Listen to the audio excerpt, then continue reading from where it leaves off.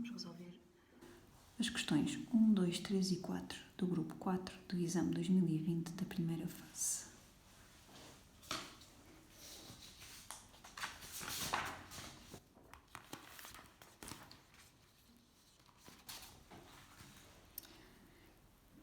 A concentração do dióxido de carbono CO2 na atmosfera terrestre tem aumentado de forma muito significativa desde meados do século XIX. Para esse aumento têm contribuído, entre outros fatores, a crescente utilização de combustíveis fósseis e a desflorestação. Na natureza existem 3 isótopos de carbono: carbono 12, carbono 13 e carbono 14. Átomos destes isótopos têm o mesmo número de... Ora, se eles são isótopos um do outro, uns dos outros têm que ser átomos do mesmo elemento e, portanto, são todos do elemento de carbono, logo têm o mesmo número de prótons, isso mesmo. Têm massas iguais? Não, porque o número de neutrões é diferente, logo a massa dos átomos isótopos também vai ser diferente. Portanto, vão ter o mesmo número de prótons, mas massas diferentes. Têm o mesmo número de neutrões? Não. Por definição, isótopos são átomos do mesmo elemento que têm diferente número de massa, logo têm que ter diferente número de neutrões. Portanto, só a opção A é que estava correta.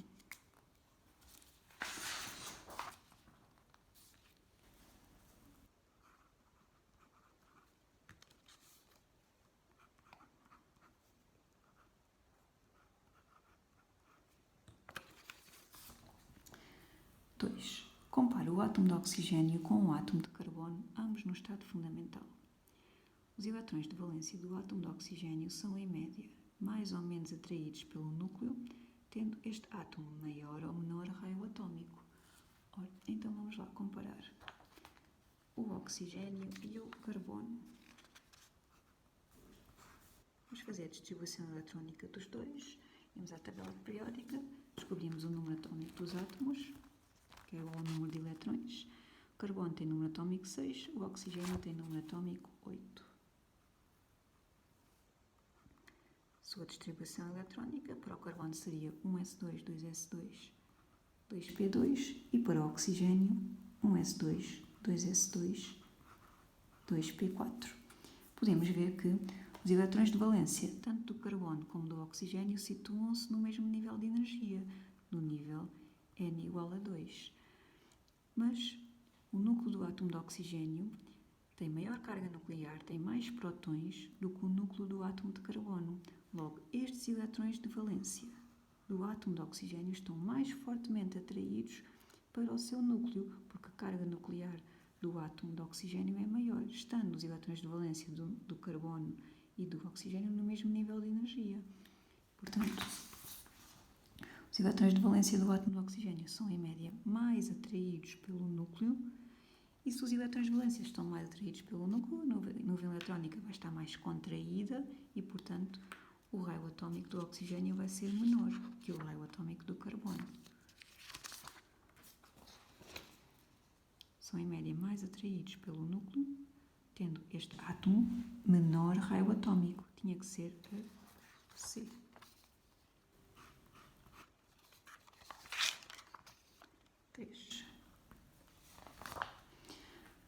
A molécula de CO2 apresenta 4 ou 8 eletrões de valência ligantes e não sei quantos eletrões de valência não ligantes. Ora, a molécula de CO2 é constituída por um átomo de carbono e 2 átomos de oxigênio. O carbono pertence ao grupo 14 da tabela periódica, portanto tem 4 eletrões de valência. O oxigênio pertence ao grupo 16 da tabela periódica, tem 6 eletrões de valência.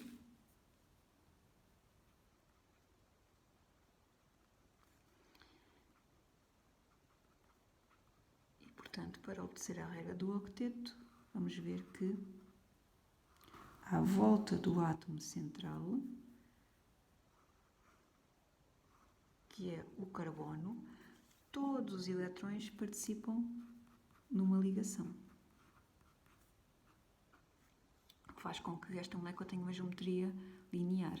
Ora, então estamos a perguntar: quantos eletrões de valência ligantes é que a molécula de CO2 apresenta? A molécula de CO2 apresenta 1, 2, 3, 4, 5, 6, 7, 8 elétrons de valência ligantes que participam numa ligação química. E quantos não ligantes temos? 1, 2, 3, 4, 5, 6, 7, 8. 8 elétrons de valência que não participam numa ligação química. Não ligantes. Portanto, era 8, 8. Tinha que ser a D. 4.1. A combustão do metano pode ser traduzida por esta equação química. Qual é a variação do número de oxidação do carbono na reação considerada? Ora, então vamos já calcular o número de oxidação do carbono na molécula de metano, o número de oxidação do carbono na molécula de dióxido de carbono e ver como é que varia este número de oxidação na molécula de metano. Isto é uma molécula, portanto a soma dos números de oxidação tem que dar 0. O número 0 vai ter que ser igual ao número de oxidação do carbono mais 4 vezes o número de oxidação do hidrogênio, que não está sob a forma de substância elementar, não está num hidreto, portanto o seu número de oxidação é mais 1. E portanto isto ficava 4 vezes 1, que era 4, e ficávamos que o número de oxidação do carbono, quando ele se encontra na molécula de metano, é menos 4. Quando ele se encontra na molécula de dióxido de carbono, a soma dos números de oxidação também tem que dar 0. Tem carga neutra, uma molécula, e 0 tem que ser igual ao número de oxidação do carbono mais 2 vezes o número de oxidação do oxigênio. Não está numa substância elementar, não está num peróxido, portanto o seu número de oxidação é menos 2. 2 vezes menos 2 dá menos 4, logo o número de oxidação do carbono em CO2 é mais 4. Ora, então a variação do número de oxidação do carbono tem que ser o número de oxidação final, que é quando ele se encontra no produto da reação CO2, que é mais 4, menos o número de oxidação inicial, que é quando ele se encontra no reagente metano, que é menos 4. Isto ficava 4 mais 4, que dava 8.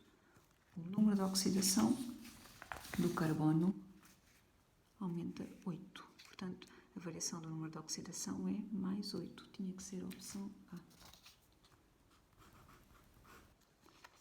Passar para 4.2.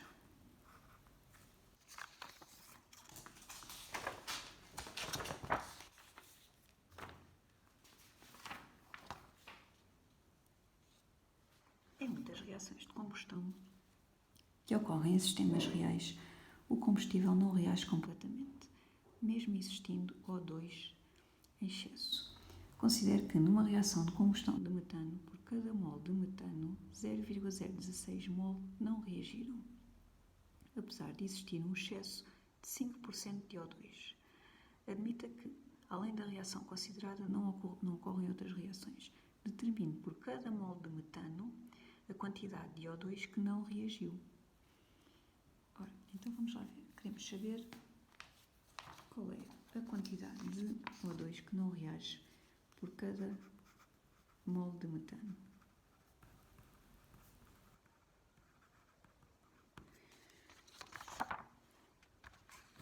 Vamos olhar para a equação química para a combustão do metano e vimos que uma mol de metano reage com 2 mols de O2.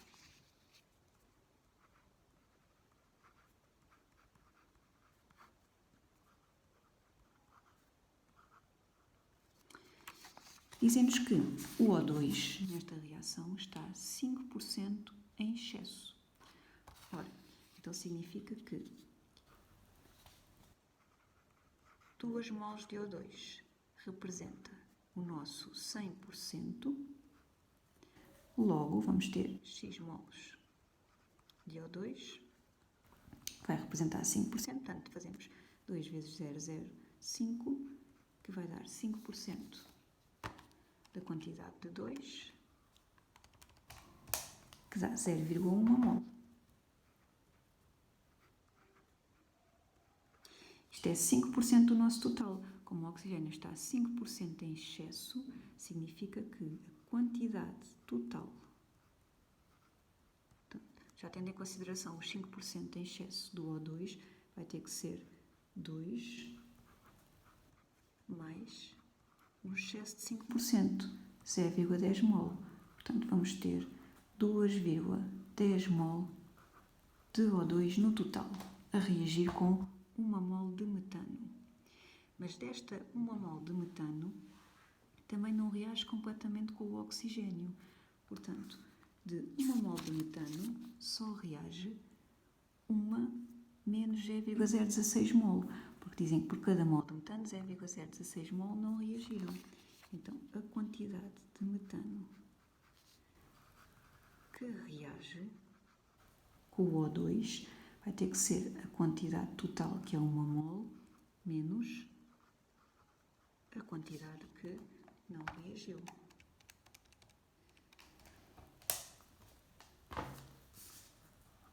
(0,984 mol é a quantidade de metano que realmente reage com o O2.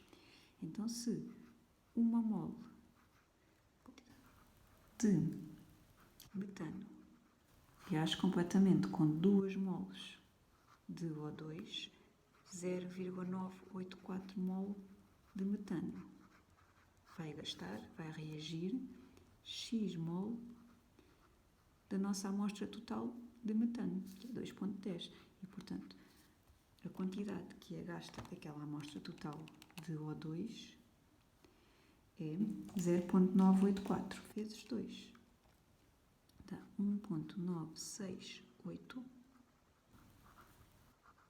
mol de O2 que reagiu. Ora, então, a quantidade de O2 que não reagiu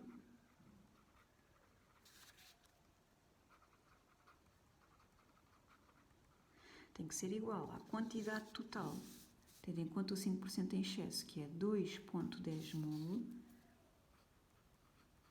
menos aquela que reagiu com o metano, que é 1,968 mol. E, portanto, é igual a 0,132 mol de O2 que ficaram por reagir.